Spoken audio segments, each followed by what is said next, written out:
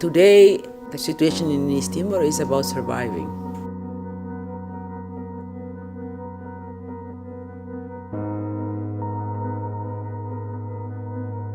Families, friends, relatives, so many of them, more than 300,000 people died, disappeared.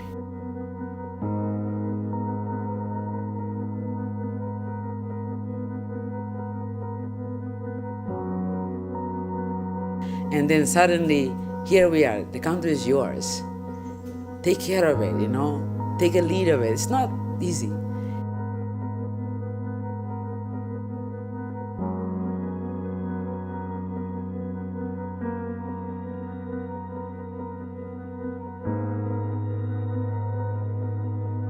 People become more and more poor, like have nothing to eat. And then you see a lot of rural areas where hardly you find people actually, because people left all their resources, their land abandoned. It's so easy for people like Timor-Leste to get into it because you know what? We suffered too long. So we got used to the idea of somebody will take care of it because it's not my things anymore. I can't just say, go to the rural areas, go to your district. First, I myself have to go.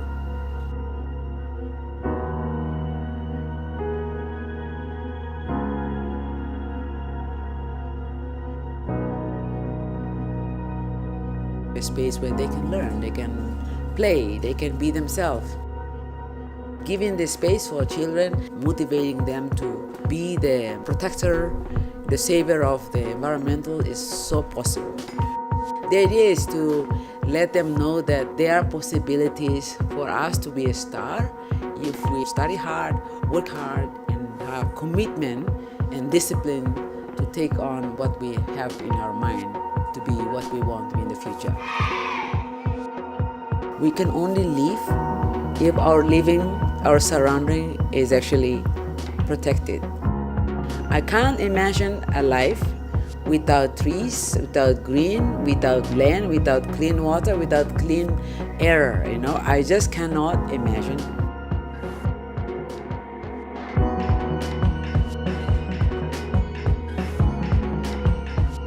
The reason I haven't stopped because I don't see much of a changes yet. There's change, but the change that I want is still not there. We go slow, but we go steady. We don't stop, even though we know that there is no end to it. Violation, discrimination is not a one-night thing that we will overcome. But some people should start, some people continue, and some people may be completed.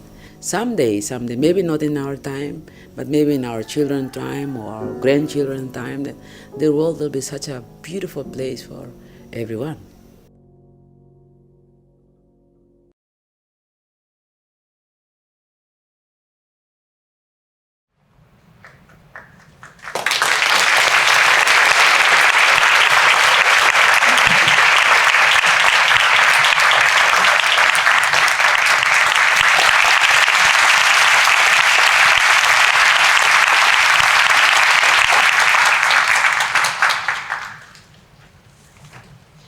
Thank you very much for having me here. First of all, I would like to thank you, Aska, Tom. Without them, I'm not here, and all of us are not here. And without them, those work are not exist. And I'm sure because of all of you, people like you. We walk from different life, but we aim at the same things. We want a better world. We want a better home, better community for us, for our family, for all of us. The simple things. I was here 20 years and 5 months ago in Tokyo and traveled across south of Japan to talk about liberation of my country that was occupied by Indonesia. I was 29 years old at that time. And this is my second time coming back with 46 years old with a different mission. At the time I came calling all of you to support me liberate my country. Today I'm coming with another mission, calling all of you, us all together, help one another, create our place. Even though I'm coming from East Timor, but I'm part of this world. I'm calling all of you let's lending hand in hand, working together, make this world better for all of us. The struggle for changing has not been stopped simply because there's not enough change taking place. I started involved in the liberation of my country when I was 16 years old. I exiled to Canada for almost 10 years, talking like this. Try to make people change their heart, their way of thinking, helping us. And we have a country now, today. And I thought back then that by having my country got independence, then I'll be done with my job. No, apparently not. I found myself, even I'm more struggling today, even harder to liberate myself, my family, my community, and my country from poverty, huge high unemployment of young people, gang and crimes, domestic violence, illiteracy, poverty, that struggle, and also including the community of LGBT, that again I'm become one and only person in the whole country to speak about the issue. And you can imagine, there are of course many issues, but I involved heavily in a few of them. Everything that each of us might do or do, it's have history to it. When I was young, 3 years old when my country was invaded. And then I grew up seeing the atrocity, the human rights abuse that taking place in my country, in my own family, losing my members of family. And I myself went through that, being survival, and I'm okay now. But all this have not changed a lot of things. And today, as East Timor has become country, have our own independence, but so much homework that we need to do. And those homework is about the changing of the life of the people of East Timor. So those issues that have become a part of me, environmental issue, with the help of Earth Company and people like yourself, Mr. Maria Sama, Maria Sama's here, I have the first Leblora Green School, the first green school in East Timor ever established in the country. And then I move on, establish the green villas, which help us to generate income, helping some of our social activities. And then because my love for my mother, who passed away in 2014, I created a scholarship on her name and helping the money that we got from the village, from all the small business we have, created a scholarship and helped the young people to reach university in East Timor. It's very hard, especially those who are in the village or in the rural areas. And back then, while doing all this work, I also served as the advisor for the ex-president and now currently the Prime Minister of East Timor. So for 5 years, I worked with him. I also traveled along with him to all the districts, in all sukus in the villages in East Timor. And I see the same issue.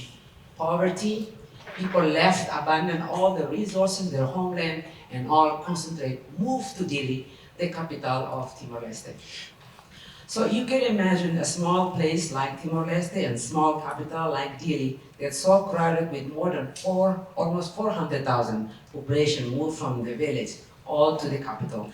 Simply because there's a development, we're talking about development, that has not been equally distributed to the whole country. Everything is still centralized in the capital. And of course, our leaders still fighting until today over the power, who should be the Prime Minister, who should be the President and Minister. And this issue has not been finished. We continue after 20 years. All those leaders still fighting. And during those fighting, the politics taking place, of course, development, social changes, and all the issues that we're talking about making no difference. So I was hoping to make a difference to getting into the system. So last year, when the government was formed, and I was supposed to be one potential cabinet members of government, and I was supposed to be holding some of ministry. But happened that somebody, or a few buddies, brought up the issue of my sexual orientation. That issue came up, and right away, I was eliminated from the list, simply because they think that my sexual orientation will bring the country's image down. So from that moment, last year, I started to talk about LGBT issue. It's not about me anymore. That's what I'm thinking. And at the time, the only issue come up with me is simple. If I'm with the weight, being the freedom fighter, helping liberate my country, and at least have education abroad, coming back to the country, if I am being seen as nothing, I would imagine the members of the community who have no privilege whatsoever like me. Since then, again, I found myself pick up the issue of the LGBT. And through that talk and open up about LGBT and who I am to the public, a lot of young community come to me. And that's how I learned about their life. I thought that I was the one that suffered the most because my father sold me when I was 5 years old because of my characteristic, mostly men. That's what my father thought, that I would bring embarrassment to the family. So he sold me for $5 to the Indonesian military. Of course, my mother fought to bring me back. So, but the members of the community that I face, I listened to their story. They went through hell even worse than me. Some of them are raped by their own father, their own uncle, in the name of corrective rape. If they sense it, they have it, then they will turn themselves to be a normal woman. So since then, I also able to reconcile some of the young LGBT with their family who disowned them, discriminated them, violated them for a very long time. I have successful putting them together, and I established a shelter where they can come when they have trouble with their family or run away from their home or beaten up by their family, they come to the shelter. And all of that is self-funded at the moment, simply because government giving up on that issue.